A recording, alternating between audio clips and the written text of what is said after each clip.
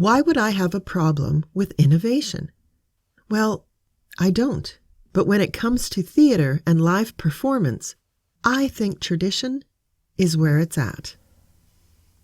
You're listening to Acting for Community Theater, a little show with big ideas, stories, acting tips, and a lot of heart for community theater artists. I'm Barbra French.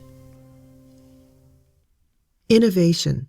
This is a highly sought-after thing in just about every aspect of life. To be innovative is to be forward-thinking, creative, ahead of the curve, proactive.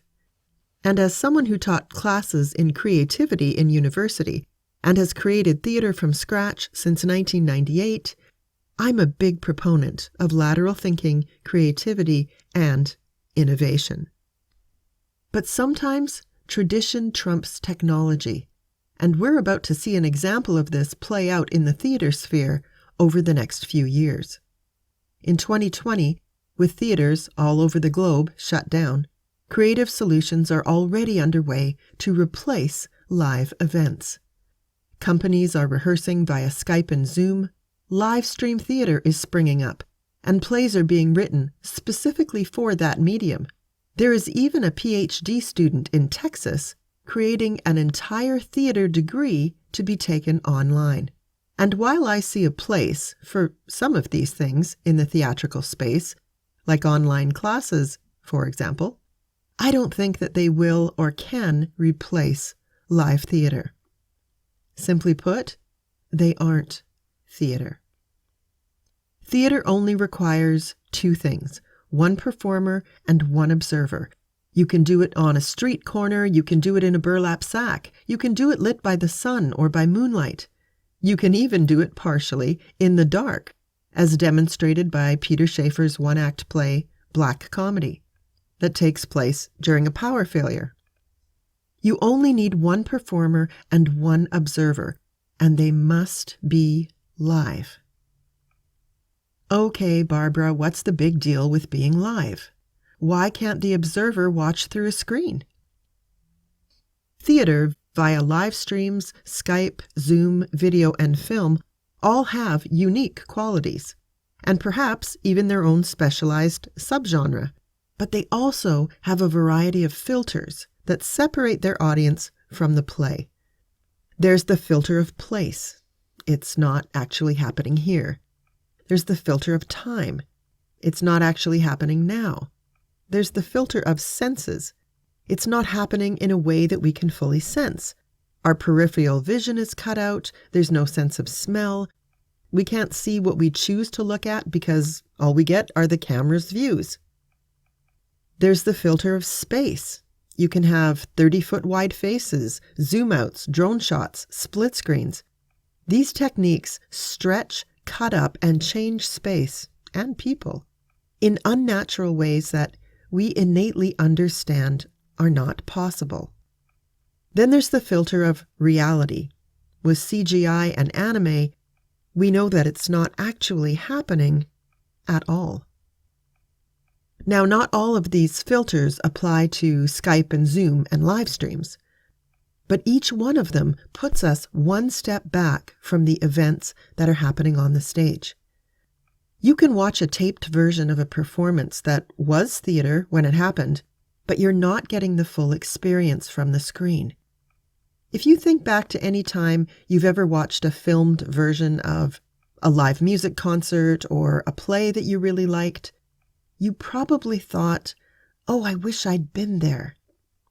And the reason that you felt that way is because you weren't experiencing live performance. For actors, this means that if you're acting without an audience, well, you're rehearsing. It might be a full dress rehearsal with all the lights and sound and costumes, but if there isn't an audience in the house, then it's not live theater. Stage actors need to connect with their audience. They need to experience that exchange of energy that we talked about in the first episode, that constant reading of the feedback and the little adjustments that are made to deepen the experience for everyone. Like music, we're improvising and coming up with melody and harmonies together with our audience. Without the audience, performances would be flat, uninspiring, and lackluster. The audience is what gives theater life. Now, the argument goes something like this. Film actors have their crew as audience, so isn't that theater? Well, technically, maybe, but it's not the same thing, and actors know it. Imagine that you're playing to a house with all of the designers and set painters, producers, stage management, marketing people, your director, the front of house people. Let's say there's 25 people involved with the production sitting in the house watching. Would that be a real, honest audience, do you think? Crew audiences are great for supporting the show right before you open because it's good to get that boost and support. But that's not really why we do this, is it? If it were only approval we were seeking, we would act in our homes in front of our family and friends. No, we want the risk and the reward that comes with a live audience. That energy exchange, that wave of laughter that we ride like a surfboard, that ability to sense when we've gone too far and we have to reel it back in. Those moments where something becomes completely unglued and random, totally unexpected things happen, and we have to improvise to save the day. That's what we love about theater. Stage acting happens on the high wire, not on the exercise mat, where you safely get to do it over and over again until it's perfect. Well, it's never perfect.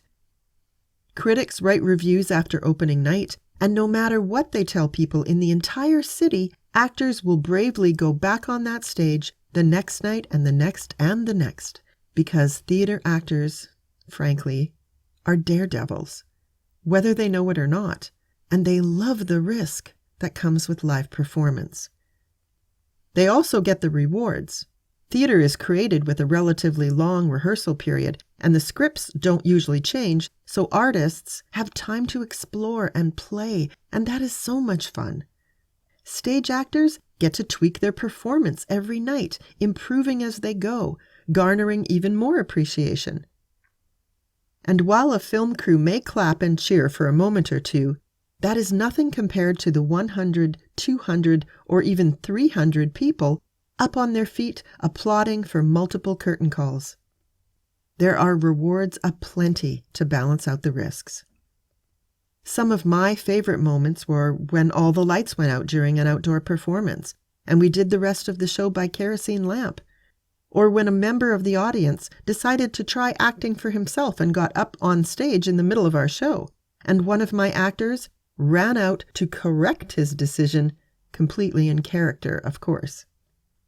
We never know what the night will bring, and audiences love those crazy little moments too. That's the brilliance and the beauty of live theater. It's the sharing, it's the connection, it's the human experience.